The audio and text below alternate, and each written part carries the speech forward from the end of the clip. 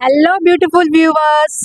ఇప్పుడు నేను మీకు దసరా పండుగ బతుకమ్మ పండుగకి మా ఊర్లో ఎంత హడావిడి ఉందో చూపిస్తాను, చూడండి. నిన్న మొన్న వర్షాలు ఉండేసరికి జనాలు కూడా భయపడిపోయారు. ఇదిగో చూడండి అన్ని షాప్స్, మా మెయిన్ రోడ్ ఎలా ఉందో చూడండి. మార్నింగ్ అయితే ఫుల్ రష్ ఉండే, ఇప్పుడు కొంచెం మబ్బులు వచ్చేసరికి అందరు వెళ్ళిపోయారు. నేను పిల్లలతో వీడియో తీయలేకపోయినా. ఇది మా మల్ల చెట్టు చౌరస్తా. అబ్బబ్బబ్బబ్బ, జనాలు చూడండి ఎంత మంది ఉన్నారో. ఈ మల్ల చెట్టు చౌరస్తాకి సంవత్సరాలుగా కథలు ఉన్నాయి, ఏమంటే చరిత్ర ఉంది. ఇది వచ్చేసి పోలీస్ స్టేషన్ సైడ్. ఇప్పుడు మీకు మా చెరువు కట్టని చూపిస్తాను, ఎందుకంటే రేపు బతుకమ్మ కాబట్టి ఇసుకేస్తే రాలనంత జనాలు ఉంటారు, సో చెరువు కనబడదు. ఇది మా పోలీస్ స్టేషన్. చిన్నప్పుడు మేము దీంట్లో వాలీబాల్, త్రోబాల్ ఇంకా షటిల్ ఆడేవాళ్ళం, ఎందుకంటే గ్రౌండ్ ఉంటుంది కాబట్టి. ఇదిగోండి ఫిష్ కి సంబంధించిన ఏదో స్టాచ్యూ ఉంది, ఫ్లెక్సీలు పెడుతున్నారు ఇప్పుడే. ఇదిగోండి ఇక్కడ అమ్మవారు. మిస్సింగ్ మా అమ్మమ్మ. ఈ గల్లీలో ఉంటుండే మా అమ్మమ్మ వాళ్ళ ఇల్లు, కొబ్బరి చెట్టు ఇల్లు. ఇక్కడ రామాలయము ఇంకా మార్కండేయ స్వామి టెంపుల్. దీన్ని పద్మశాలి భవన్ అని కూడా అంటారు. మహిమలు గల్ల ఎల్లమ్మ తల్లి టెంపుల్. ఇటువైపు వైశాభవన్. టెంపుల్ కి చాలా మహిమలు ఉంటాయి. ఎల్లమ్మ తల్లికి జాతర వీడియో కూడా ఇంతవరకు అప్లోడ్ చేశాను, చూడండి. ఆ ఎల్లమ్మ టెంపుల్ కి సంబంధించిన ప్రాపర్టీస్ ఇవంతా, ఈ గ్రౌండ్లన్నీ, ఈ షెడ్ ఇదంతా చూడండి. ఎల్లమ్మ ఎల్లమ్మ టెంపుల్, ఎల్లమ్మ షెడ్స్ ఇవన్నీ. ఎల్లమ్మ టెంపుల్ పక్కనే పెద్దమ్మ గుడి. ఆగండి చూపిస్తాను. ఇదిగోండి ఇదే పెద్దమ్మ గుడి. అదిగోండి ఆ గుట్ట పైన అయ్యప్ప టెంపుల్. ఆ కింద కనిపించేది సంతోషి మాత టెంపుల్. ఇది కూడా ఒక రోజు నేను మీకు వ్లాగ్ చేసి చూపిస్తాను. 100 స్టెప్స్ తో ఇక్కడ సిద్ధేశ్వర స్వామి టెంపుల్ ఉంటుంది.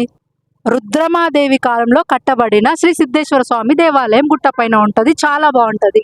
మీకు ఇక్కడ నుంచి మాకు బతుకమ్మ సెలబ్రేషన్స్ రేపు ఇదంతా జనాలే ఉంటారు, కిక్కిరిసిపోయి ఇసుకేస్తే రాలనంత జనాలు ఉంటారు ఇదంతా.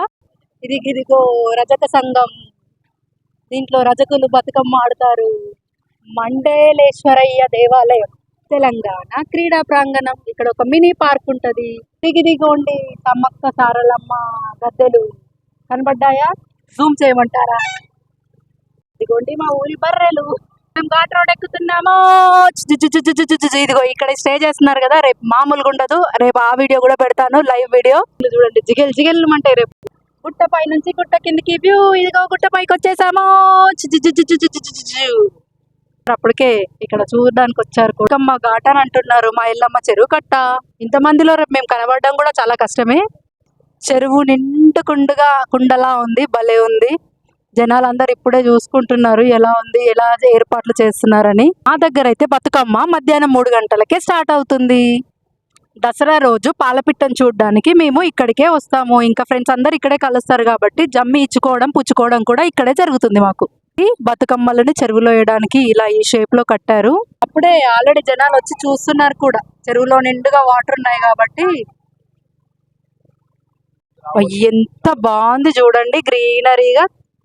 మత్తడి కూడా చాలా బాగుందని అందరు వీడియోలు పెడుతున్నారు. నేను పోయినప్పుడు మీకు వ్లాగ్ చేస్తాను. త్వరలో ఇది మినీ ట్యాంక్ బండ్ కాబోతుంది, కన్స్ట్రక్షన్ లో ఉంది.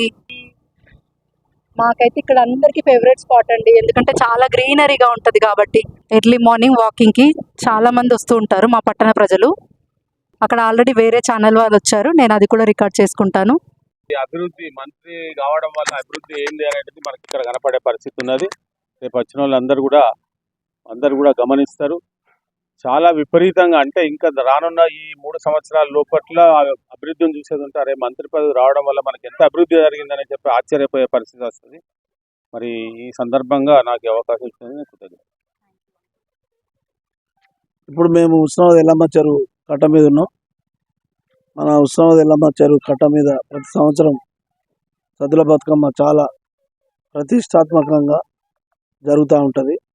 ఈ సంవత్సరం కూడా 18 కోట్లతో హుస్నాబాద్ ఎల్లమ్మ చెరువు కట్ట మీద ఆధునీకరణ బ్యూటిఫికేషన్ పనులు మన రాష్ట్ర మంత్రివర్యులు, మన సాధన సభ్యులు పొన్నం ప్రభాకర్ అన్న గారి చొరవతో ఇవన్నీ నడుస్తూ ఉన్నాయి. అవి ఇప్పుడు కొంత 15-20% అయినాయి.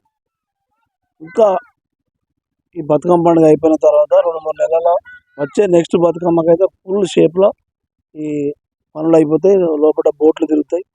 తర్వాత ఇప్పుడు మనం నిలబడ్డ కాంచాలు స్ట్రైట్గా పందిళ్ళ నుంచి ఉస్నాబాద్కు సిద్దిపేట ఉస్నాబాద్ రోడ్డు కూడా ఒక బైపాస్ రోడ్ అయ్యే అవకాశం ఉంది. దానికి కూడా 3 కోట్ల రూపాయలు మంజూరైనాయి. ఆ కాంట్రాక్టర్ టైంకు స్టార్ట్ చేయకపోయారు. వేరే కాంట్రాక్టర్ కూడా మంత్రి గారు చొరవ తీసుకొని దాన్ని ఇప్పించే ప్రయత్నం చేస్తూ ఉన్నారు. ఏదేమైనా ఈ కట్ట మీద రేపు ఈ టైంకు 22,000 మంది దాకా వచ్చే అవకాశం ఉంటుంది. చుట్టుపక్కల గ్రామాలలో కూడా చాలామంది అటెండ్ అవుతారు సద్దుల బతుకమ్మకు. అట్లనే హుస్నాబాద్లో ఇంకొక ఆరపల్లె పల్లెచెరువు కాడ కూడా సద్దుల బతుకమ్మ ఏర్పాట్లు జరుగుతూ ఉన్నాయి. ఆడ కూడా లైటింగ్ పెడతారు చూసినాం. అక్కడ త్రిశూల్ అనే ఒక చౌరస్తా ఉన్నది. దాంట్లో కూడా అక్కడ కూడా ఒక 24 hours ఉండే అటువంటి ఒక సెంట్రల్ లైటింగ్ నిన్న మంత్రి గారు హైదరాబాద్లో ఎంతో బిజీగా ఉన్నా బాగా జరగాలి, బాగా సక్సెస్ కావాలని మల్లిచెట్టు చౌరస్తాల ఆర్టీసీ క్రాస్ రోడ్ దగ్గర ప్రభాకర స్వామి విగ్రహం దగ్గర అంబేద్కర్ విగ్రహం దగ్గర ఉండేటువంటి చిన్న చిన్న చేపించడం జరుగుతుంది.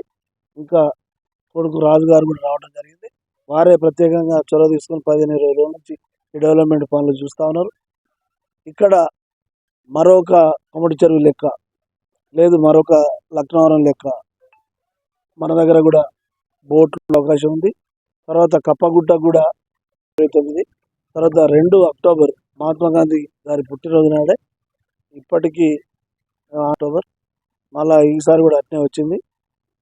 మున్సిపల్ నుంచి కానీ లేకపోతే ఓపెన్గా అది కొద్దిగా మన పెద్దలకు బియ్యం ఇచ్చుడు లేకపోతే నాన్ వెజ్ తినేటువంటి పండుగ వెనకటి నుంచి సంవత్సరాల కాలం నుంచి వస్తుంది. కాబట్టి ఓపెన్గా అది దొరకకుండా ఒకరోజు ముందు కానీ ఒకరోజు తర్వాత కానీ మనం అంతా గౌరవిస్తాం. ఆయన సిద్ధాంతాన్ని కూడా అనేటువంటి ఒక ఆలోచన ఉంది. అది 2వ తారీఖు ఈ టైంకు మనం ఇదే స్థలంలో రావణుని బొమ్మను పూర్వకాలం నుంచి రామ్లీలా అనే ఒక కార్యక్రమం నడుస్తూ ఉంది.